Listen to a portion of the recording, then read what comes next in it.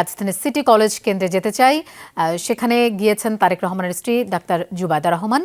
সেখানে আছেন আমাদের সহকর্মী তানজিম শাফিন। জুবাইদা রহমান কি তার মাকে নিয়ে এই ভোট কেন্দ্রে এসেছেন?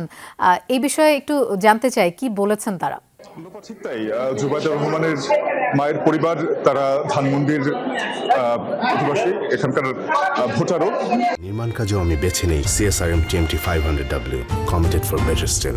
তাই জুবাইদা রহমান তার মাকে নিয়ে সরাসরি নিজেই এসেছেন সিটি কলেজের এই ভোট কেন্দ্রে, ঢাকা 10 আসনে তাদের পছন্দের প্রার্থীকে ভোট দেবার জন্য। অর্থাৎ নিশ্চিতভাবেই বলা যায় যে ধানের শীষ প্রতীকের যে প্রার্থী রয়েছেন শেখ রবিউল আলম, তাকেও আমরা দেখেছি যে জুবাইদা রহমানকে উষ্ণ অভ্যর্থনার মধ্য দিয়ে তিনি এই ভোট কেন্দ্রে স্বাগত জানান। এর পরপরই জুবাইদা রহমান এখন এই গাড়িতে অবস্থান করছেন দেখতে পাচ্ছেন, কারণ তার মা তিনি হুইল চেয়ারে কিছুক্ষণ আগে এই কেন্দ্রটির লিফটে করে দ্বিতীয় তলায় যেখানে তার ভোট কক্ষ, সেই কক্ষে প্রবেশ করেছেন এবং তিনি সেখানে এর মধ্যে তার যে ভোট দেওয়ার কার্যক্রম সেটি করছেন।